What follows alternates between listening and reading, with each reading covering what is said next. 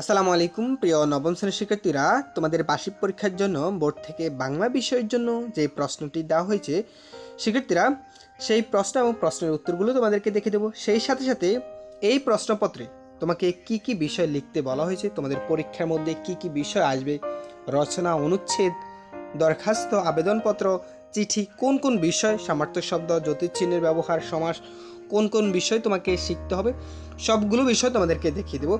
শিক্ষার্থীরা, ক্লাসটি শুরুর পূর্বে তোমাদের সবার প্রতি রিকোয়েস্ট রাখবো, তোমরা যারা এই চ্যানেল নতুন অবশ্যই চ্যানেলটি সাবস্ক্রাইব করে রাখবা, আর যারা করছো তাদেরকে অসংখ্য ধন্যবাদ।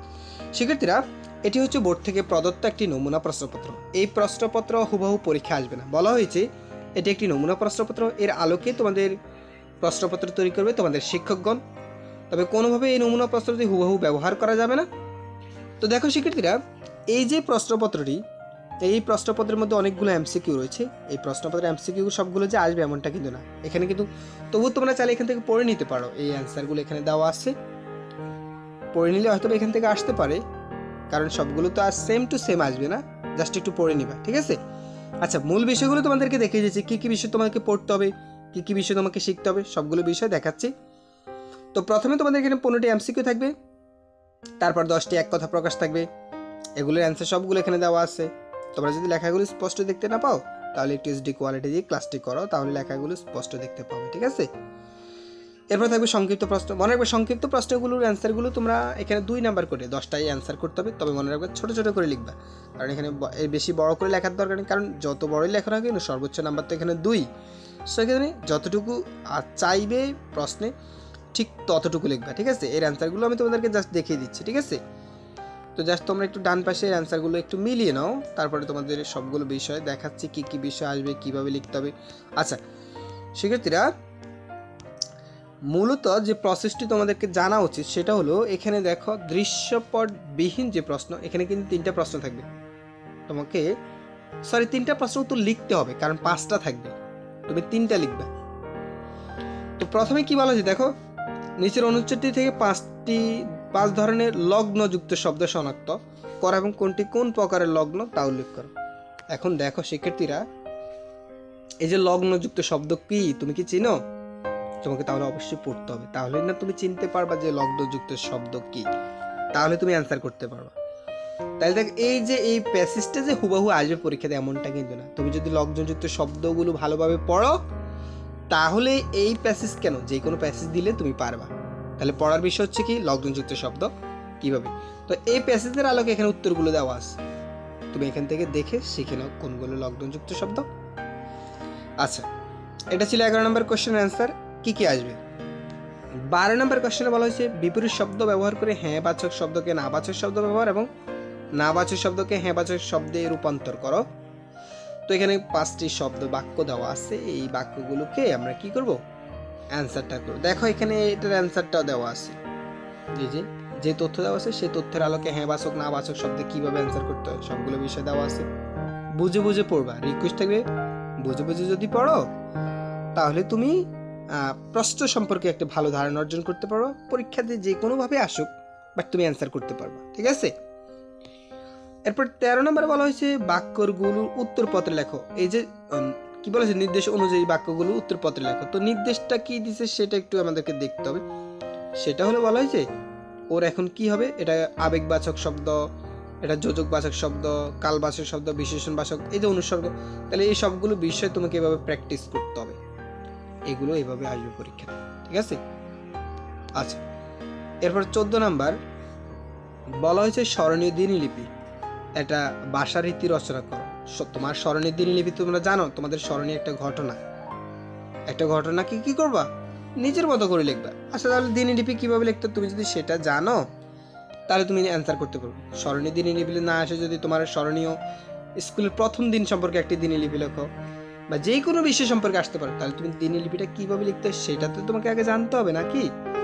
আচ্ছা, সেটাই হচ্ছে এখানে প্রসেসটি, তুমি একটু ভালো করে পড়বা, দেন অ্যান্সার করতে পারবা।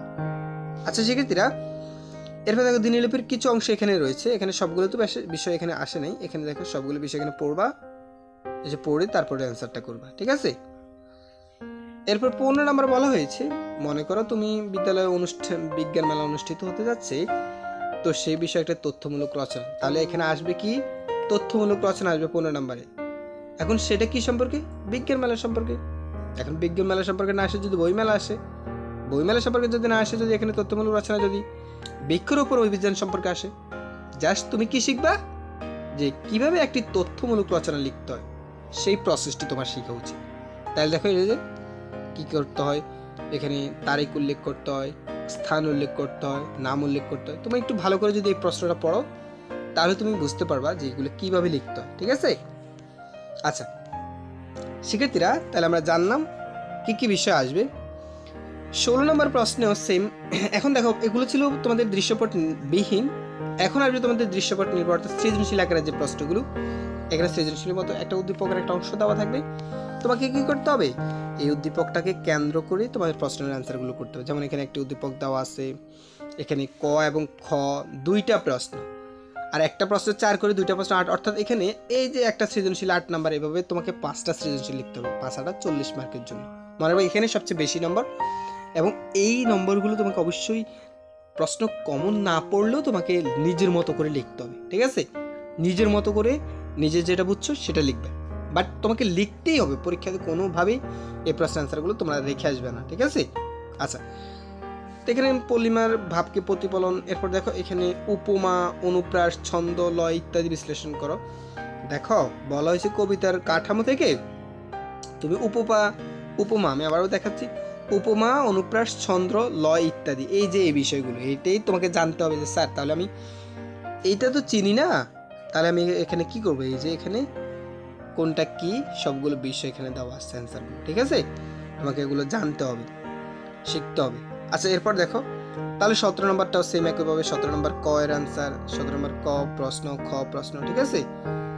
এই 17 নম্বরের অ্যান্সারগুলো, ঠিক আছে? তোমরা জাস্ট এখান থেকে আমি তোমাদেরকে অ্যান্সারগুলো সংগ্রহ করছি তোমাদেরকে জাস্ট দেখানোর জন্য, ঠিক আছে? আমরা যদি সবগুলো প্রশ্নের অ্যান্সারগুলো দেখাতে চাই তাহলে আমাদের অনেক সময় এখানে তোমাদের জন্য একটু ভিডিওটা লং হয়ে যাবে। সো দেখো ক খ এভাবে 18 নম্বর প্রশ্ন, ঠিক আছে? 18 নম্বর প্রশ্ন দেওয়া আছে যে 18 ক এটা, ঠিক আছে? এটা হচ্ছে 18 ক, এখানে হচ্ছে এটা হচ্ছে 18 ক, ঠিক আছে? এরপরে এটা হচ্ছে 18 খ, ঠিক আছে? 18 খ, এরপরে 19 ক, এটা হচ্ছে 19 ক, এরপরে 19 খ, ঠিক আছে? 19 খ এটা, এরপরে অংশটুকু এখানে আছে। 20 দেখো 20 নাম্বার হচ্ছে এটা ক, আবু সাইদ যে প্রশ্নটি দেখো, এরপরে 20 খ, এটা হচ্ছে 20 খ, ঠিক আছে? তোমরা একটু পড়ে নিবা, তোমরা তো বুঝছো তো প্রশ্নের কাঠামো কিভাবে মূলত প্রশ্নগুলো আসতে পারে, সেই বিষয়গুলো তোমাদেরকে দেখানো হলো মূলত। তো সেক্ষেত্রে এই প্রশ্নটা যে হুবহু আসবে এমনটা কিন্তু না, ঠিক আছে? আমি তোমাদেরকে জাস্ট দেখালাম যে বোর্ড থেকে এই প্রশ্নটি দেওয়া হয়েছে, তবে বলা হয়েছে প্রশ্নটি কোনোভাবেই হুবহু ব্যবহার করা যাবে না, এর আলোকে তোমাদের পরীক্ষাটি অনুষ্ঠিত হবে।